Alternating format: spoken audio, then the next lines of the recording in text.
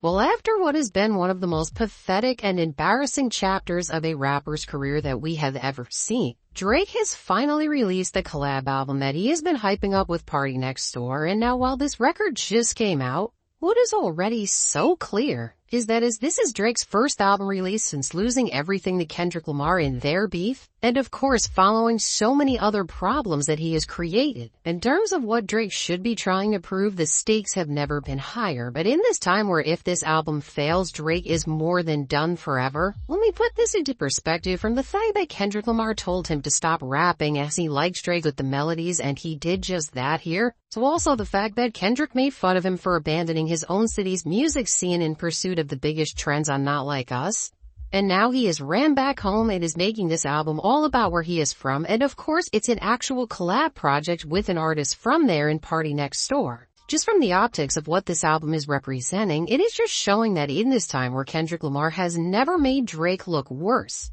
that Drake is just folding even further as his moves here are managing to make Kendrick's diss tracks just become even more true, and this is especially seen by the fact that on day one of this album coming out, it has already gotten Drake in so much controversy, not just for the music, but also because Drake straight up stole and copied from other rappers' entire creative visions and albums to make and define this record in the first place, and seemingly because of this and so much more, aside from Drake's little corner of delusional fans who still want to stay in the same sad place that he is, everyone else hates this thing. But now before we go any further into this, be sure to leave a like and subscribe. And so now when it comes to Drake's first album since this beef, which we are going to call SS for You from here, because even compared to all of the other drawn out long and cringy titles Drake has used in the past, this ranks among the very worst. So far, this album is just creating more problems than you could possibly imagine, and for all of the most embarrassing reasons, because despite Drake in reality having so many different things and experiences he has been through in this all-time low in his career, and any half-decent artist can turn this into multiple albums and experiences worth of material and songs, the subject matter and content that Drake talks about here manages to rival an album as laughable as For All the Dogs, as his most immature. Because when the stakes have never been higher and when Drake has never been in a more pivotal position for the future of his legacy as a rapper and artist and for his career in terms of the industry, he has decided to switch up that mentality from taunting Kendrick Lamar and telling him to drop music over and over again, and now he's trying to tie everything together, including his biggest failures, into these immature narratives that he is trying to push throughout song after song on this album with lyrics like this. And now when it comes to the concept of a creative drought, I think what is very clear is that there is few albums out right now that can even rival this record in that category. Because really, with this album and its 21 tracks, which so many people are saying is making for one of the most tedious listens they have heard in a while, because beyond the quality, which is a conversation for later, there is hardly any variety within the beat choices, flows and voices, and of course the subject matter, because Drake does not want to face reality. And now just putting into perspective how lazy this entire album seems to be, and ultimately how this album just from existing is making a song like Not Like Us and everything Kendrick Lamar said seem more true, comes down to the fact of what Drake did to release this album, which is truly disrespectful to hip-hop and really the entire music in our world. As really, before we go any further into the actual music on this thing, which really may be a favor considering the conversation around this album, right now so many hip-hop heads and people have realized that Drake is never coming back, and even despite the fact that now we have a new album from him, because he doesn't even respect the culture, his peers, or the craft of hip-hop enough to come up with original ideas, he is really in bigger trouble than we could have ever imagined, as from the branding and title of this album, which is riding with the initials of SSS, and that has all been over everything for Drake and Party, to the artwork they have been releasing, like the back cover, which is featuring bunnies, and even on the front cover of this album, which a smaller rapper is saying that OVO took from him without ever crediting it. Overall, with this new album from Drake and Party, it has been discovered that they stole the entire creative direction for this record from other artists, and specifically, with the Rabbits and the whole SSS moniker, they stole this from none other than one of the most respected MCs working today in Freddie Gibbs, as with his 2022 album sold separately, from the Rabbits, which are not just his signature trademark but the album's mascot, to the SSS branding and title, which he made the entire slogan and concept of this record around.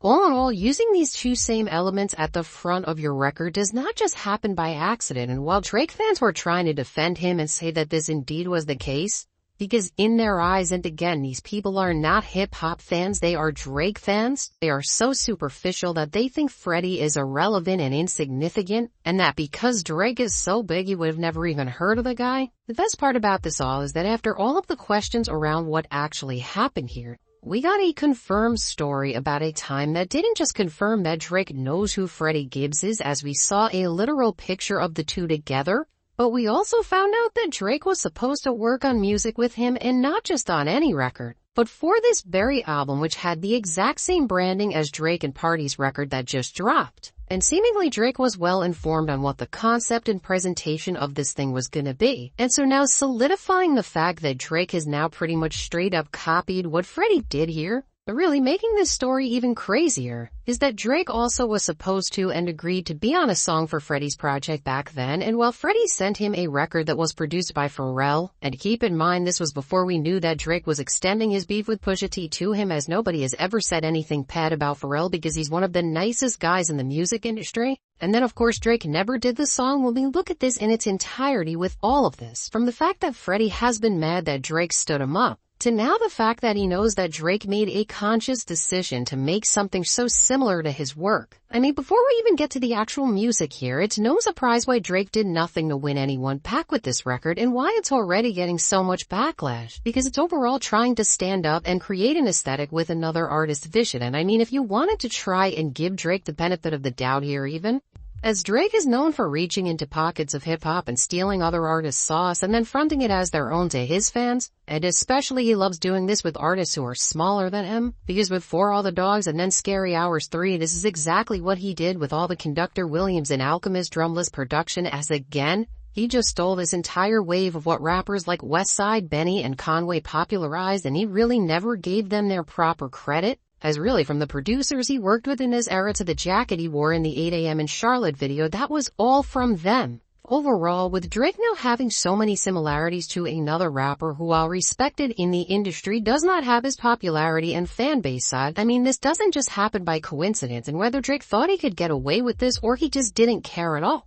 Ripping work out of your peers' hands and trying to claim it as your own is what Not Like Us verse 3 is about as a whole, and why that record worked so well in the first place. And now with all of this, as we are now in a new chapter of Drake's career, because he has finally released a new album and he is trying to make some sort of a statement to win people back. While I'm not going to talk about my personal opinion on this record yet, because we will be here for way too long, so be sure to leave a like and subscribe to stick around for that. Overall, what is important and what we can tell that is so significant to the entire story of Drake's career and hip-hop is that when it comes to the people who are not your fans, who are making these desperate efforts to support you and try to make this thing not fail, and especially in this time where character matters more than anything, and again, Drake has never been in a worse place because Kendrick Lamar just won 5 Grammys for Not Like Us, and he played it during the most watched Super Bowl halftime show of all time, which speaks for itself in terms of the impact it is having, as Kendrick Lamar, and as a result his message, have never been seeing a greater impact. All in all, between everything against him, and now the product Drake put out, which is a record built off work from other creatives who actually have talent, just from hearing this thing once, you can tell that there is no growth or maturity being shown here, and even when it comes to Drake's ability as a hitmaker,